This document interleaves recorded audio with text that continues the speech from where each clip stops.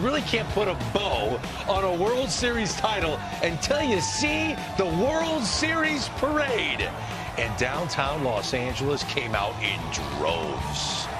My goodness, perfect weather, a perfect day for a pop and a stogie on top of a float. It's Greg Amsinger in Studio K with my friend Dan Plesac. The Los Angeles Dodgers were deprived of a World Series parade when they won it in 2020 because of COVID. But here they are. They couldn't wait for it, and it looked like it exceeded expectations. Yeah, all the players told us during the 5-game series, we want a parade. We want a parade this time because the last time they won it, COVID, they got their wish. They had a great parade. Look at this scene in L.A. It started at Gloria Molina Grand Park, ended at Dodger Stadium. Let's hear from the Dodgers now. You guys wanted a parade? We got a parade. Thank you, guys. I want to thank you, fans. I want to thank you, players. I love every single one of you guys. And, guys, let's get ready to run this thing back next year, too. I said 2020 decade is going to be the LA Dodger decade. And guess what? Absolutely nobody. I came back after my son got sick. You guys showed out for my family and I. That was one of the greatest experiences I've ever had on the field. I was so touched. I did everything I could to get on this field for you guys. And I'm glad I did because we got a championship now. We got 2 so far. We got like 9 years left. I got to get to at least 5 or 6, right? We got to do this 5 or 6 times, right? I got 3. I'm trying to fill this hand up, LA. This is so special moment for me. And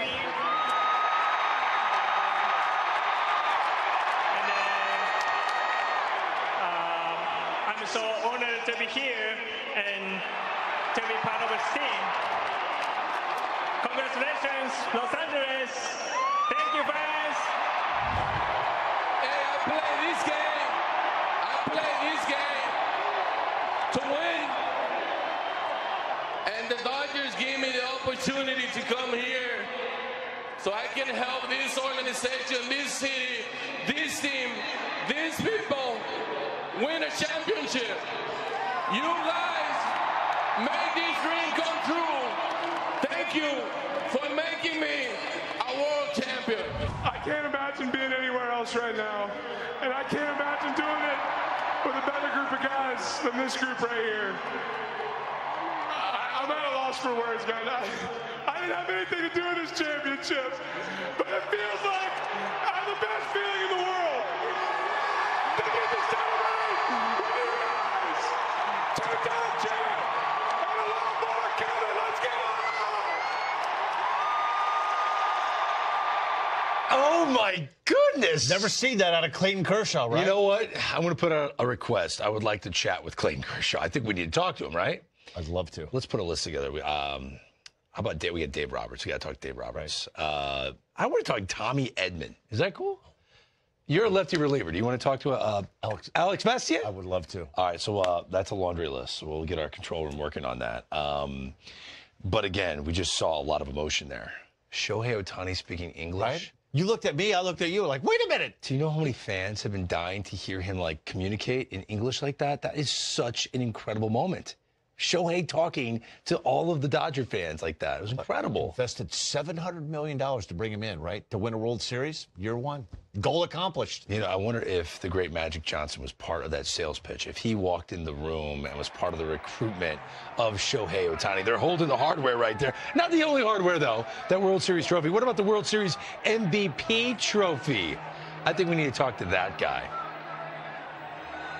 All right, Dan, introduce our next guest. Freddie Freeman rests his head on a pillow made of concrete. Oh, it's good to see you. There's nothing better than that. Hey, Freddie, man, this whole run thing you were on, I was starting to lose my vocal cords, man. This whole run thing. I wish it was a little bit more horse, you know? That means I would have hit a few more. Has this whirlwind actually sunk in yet for you, Freddie? I don't think so. Not yet. They just asked me kind of on stage, and, you know, I think maybe in a couple of days when you kind of just sit down and relax and kind of think about this run we just had, then maybe it'll hit. But right now, I mean, we just won 2 days ago. We had a red-eye flight. We landed at 9 a.m. yesterday. I went trick-or-treating last night with the kids and then parade this morning. So I don't think we've had time to let it sink in yet. Hey, I don't know how you were able to do. Then we just find out you had a little bit of an injury, too, to your rib. So you had the ankle and the rib. How the hell did you do what you did? A lot of help. I have some really, really good trainers. Yeah, I try to keep the rib injury quiet. I don't know why, but I had costal cartilage defect in my 6th rib, which is essentially a broken rib. So it happened a couple of days before the first game of the Padres series, and you know, it very, very painful. Didn't realize that. But you use your ribs for everything. It's just like you're like breathing, breathing. No, right? Everything hurt. It was weird, but yeah. So a lot of treatment. I went through a lot of treatment, and I'm just so thankful for my training staff to be able to get me on the field. It took a lot, but it's all worth it. All that grind in the training room to get out here and be able to experience something like this. Now, I'm sure you heard your teammates talk in length about how you inspired them because they knew everything you were going through. They literally saw you getting your treatments every single day. Did you recognize at the time that there would be an aftermath to the decision that you were making to force yourself to get on the field and that you were actually having an impact on your teammates in psychological ways? I didn't realize until Game 4 of the NLDS. I just physically couldn't do it that day.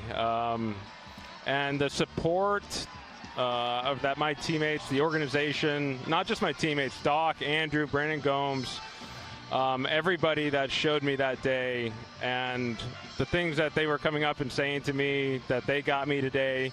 You take it easy. We need you for Game 5. We're going to take care of this for you. You've done everything you possibly can to be out here, so it's our turn to repay you.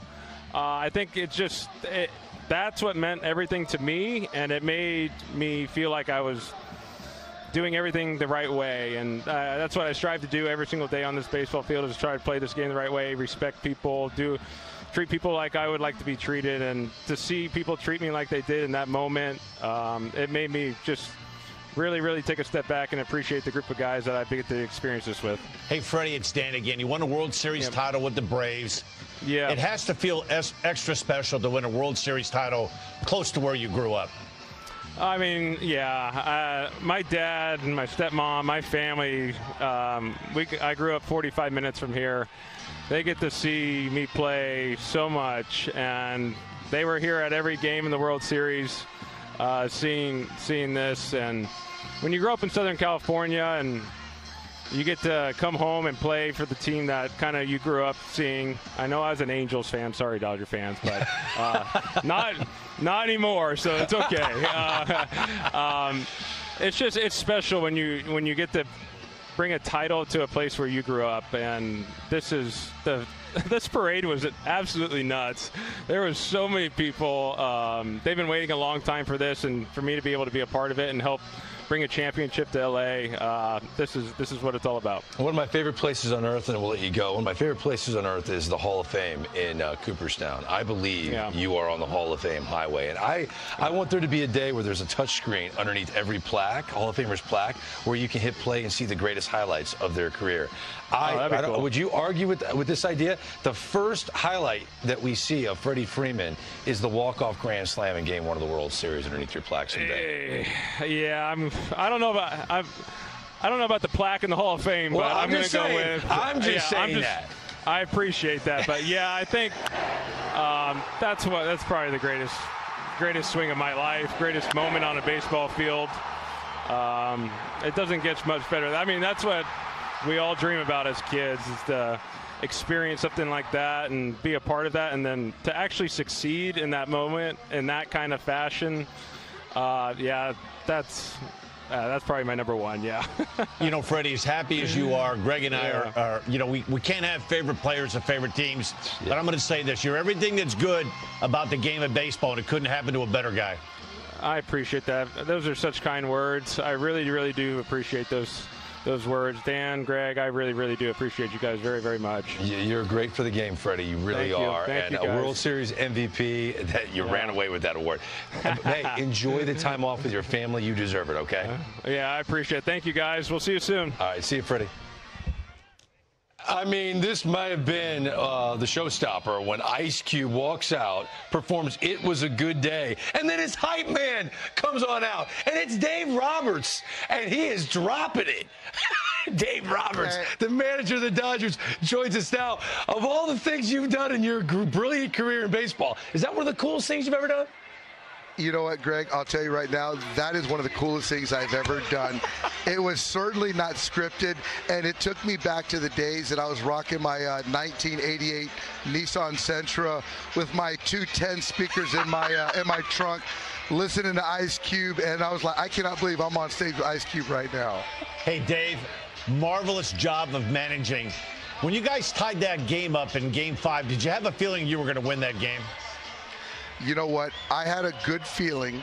But you know what? As a manager, you're kind of thinking that you don't have many bullets left in the holster. So after we had that lead, if they would have tied it up or let alone taken the lead, I don't know what we would have done, because I found out later that if Daniel Hudson would have come into the game, he would have blown out his elbow. So we had one bullet left, and that was Walker Buehler for 1 inning with a lead. So it worked out great. Well, we have one question left for you. You kept saying you wanted this parade.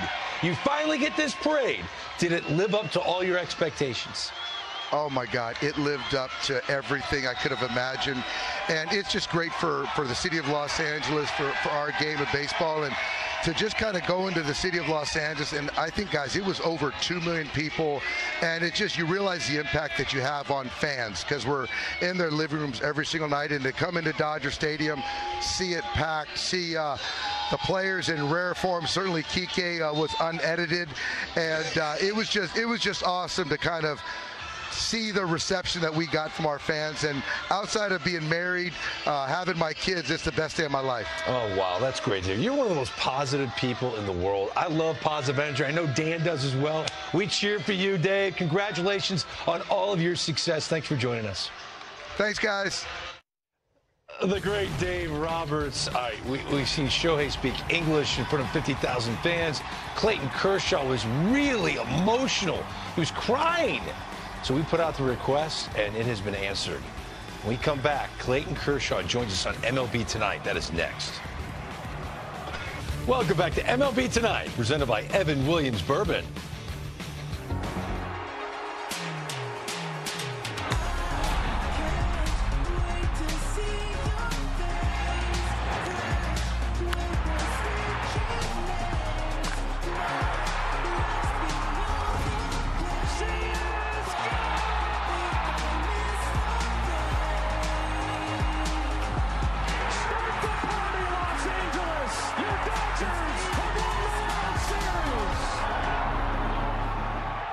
The city of Los Angeles has seen so many great Dodgers, but recently it's a guy that just wrapped up his 17th season. He won 3 Cy Youngs, an MVP.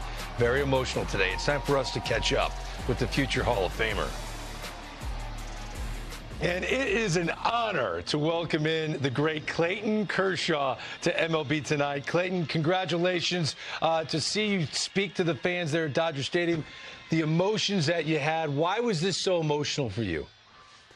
Yeah, I don't know. I mean, I do know it's been a long time coming. You know, I think when we won in 2020, not to get to celebrate and everything that's happened in the years before, these fans have stuck with us. These fans have stuck with me. And so to be able to celebrate in front of, you guys should have seen this parade today. It was the most incredible parade I've ever seen, ever been a part of. And to be able to get to say how I was feeling in front of all these fans at Dodger Stadium that I've basically grown up here with, it was just an amazing feeling. So I got a lot of emotions, man, but the main one's pretty excited. You get to say 2-time world champ. There's not too many days you get to wake up and say that. So I'm at a loss for words. This group of guys has been so fun to be a part of, and even though my role is pretty limited this year, just to get to be on the sidelines and be at Yankee Stadium and watch Walker do that in the 9th inning and get to win another World Series, and it's just there's not a better feeling when it comes to baseball. So it makes everything worth it. It makes all the crap that we've gone through, it makes it worth it. Hey, Clayton, it's Dan. Is it special to you that you've only worn one uniform, that Dodgers uni? You know, I didn't really realize it until kind of this moment. You know, I always thought that, you know, we'll just see what happens. And every year it just so happens that this was the best place for me. And now thinking about it, there's no other place I'm going to play, you know. And I don't know how much longer I got, guys, you know, but I don't see myself ever wearing another uniform. And, you know, there's I probably shouldn't say that. There's not a lot of leverage with that, but at the same time, you know, I don't care anymore. I'm a Dodger, and that means the world to me. Clayton, are there plans? Do you want to pitch in 2025? Yeah, I'm coming back. You know, I got to do some stuff in the off season. There's some things that I need to get fixed that I'll talk about later, but ultimately I'll be back. It might not be right there on April 1st, but you know, I'll be back. You know, Clayton, players recognize greatness, and your 17 seasons, your 3 Cy Youngs, your MVP. I mean, I know you don't like to talk about, but you're destined for the Hall of Fame. To see the love and admiration your teammates had for you throughout the entire season, the last time you pitched at the end of August, to see how much they were overjoyed to watch you hoist up that trophy. What did it mean to you? Everything. You know, I think, you know, you're going to make me cry again. I've been crying all day. I can't stop. I just, the group of guys in there, that's what, you know, they really know you. You know, you're in there for 12 hours a day, 8 months out of the year. So for them to feel as strongly about it, about me, and I can't say enough. I'm so grateful. I'm so humbled, so thankful. All the words. I'm all the words, and I don't know how to ever really speak about it. I don't know the right thing to say other than I'm just eternally grateful to be a Dodger, to be a part of this group. And baseball's a weird thing, man. It's just a game, but then you look around and the impact it has. It's a lot more than that to me, so it's pretty special. You mean a lot to our network. You broke in 2008. We started in 2009. We've documented, for the most part, your entire career. You are the pitcher of this generation, and it has been an honor to watch you work, and we are so thrilled to know that you're coming back to pitch again next season. Congratulations on this wonderful day. Clayton Kershaw, you deserve it, okay? Thank you guys very much. I really do appreciate it. Thank you guys. 2-time champ. Yeah, you are the 2-time champ. This is what he was alluding to. Mike DiGiovanna, who's with the LA Times, he has this. Clayton Kershaw going to have surgery Wednesday on his left foot as well as his left knee, which has a meniscus tear. But the quote is, "I will be back next year. I'll be back." Clayton Kershaw. We're always cheering for the future Hall of Famer. Time for us to step aside. We need to help you out. November 1st means fresh calendar. We're going to help you set your baseball calendar for the month of November. I'll explain next. Fanatic. That's why they almost made it look easy. Slam dunks. ALNO. No Paul Skeens, huh? Love Paul Skeens. Wow. No Rookie of the Year for Paul Skeens. No Cy Young for Paul Skeens. We'll see. But this, of course, according to Dan Plesac. Do we even need to have a conversation on the MVPs? No. Both of those are slam dunks. I know you want to make this like, hey, make it interesting. Shohei Ohtani did something we've never seen in the sport, 50-50. I mean, you look at the year he had, hit over 300, knocked in 130 runs. The home runs, the RBIs, the OPS, it speaks for itself. Aaron Judge. Remember about 3 weeks into the season, we did an MLB Tonight, and all the Yankees fans like, what in the world's wrong with Aaron Judge? He's on the wrong side of 30. You know, we shouldn't have signed him to that long-term contract. He went from like 165 to 280 in about 3 weeks, and the rest is history. Yeah. There was one November where I went from 190 to about 240 in a couple days, and that's the next important date on our November calendar. You got pastrami on the right, burger on the left. Can we? Yeah. A bunch of people got in a room and said, "What do you like on your hot dog?" Get 10% off. Is that true? That is true, man. So this is our Serpent Cali, the most popular burrito. You're going to love it. I deserve it after what I dealt with the fellas. Just like this, we deserve a clean sweater. Anyway. All right, so we have Thanksgiving coming up. I don't need to share that date with you. You already know it. Your favorite part of a Thanksgiving meal is the favorite Thanksgiving dish for Dan Plesac? The turkey. I'm not a stuffing guy. I'm not a cranberry guy. I'm a basic guy. I like white meat turkey with a little bit of gravy on it. Yeah. Was that you? No, wow. That's not me. I cannot gobble. Yeah, really? And I'm not. I can't. I have many skills. Gobbling's not one of them. Really? You have no side dish preference? No, You're I not a casserole guy? No, not really. But I'll tell you what. I'll crush some pumpkin pie, though. Oh, pumpkin pie? Ooh. You put whipped cream on bit. Yeah, of course. No. A little bit of turkey. Cranberry some sauce? You no, like no, sauce? no. I'm bland. Mashed potatoes, at least? I do mashed potatoes. Oh, okay. A little bit of gravy, though. I don't like it slopped on. So if I gave you a full plate of white turkey meat and a beautiful thing, we went to dinner in spring training at an Italian place, and I didn't have all the sauce. And you took my bread and you dipped my bread. You're like, you don't eat the sauce. I'm like, no, I don't eat the sauce. Finicky. I don't understand finicky adults. I really don't. I have a hard time. Hey, time for us to step aside. There's still partying in Los Angeles. I mean, I would too if I were the World Series. Who else do we still need to talk to? Alex Vesia. Oh, Tommy Edman. Let's talk to Tommy Edman of the world champion Dodgers next. Celebrating their 8th World Series title in franchise history. It's more than the core, though, and Ice Cube. I mean, obviously, we know Ohtani, Mookie, and Freddie, but they also had some key acquisitions at the trade deadline.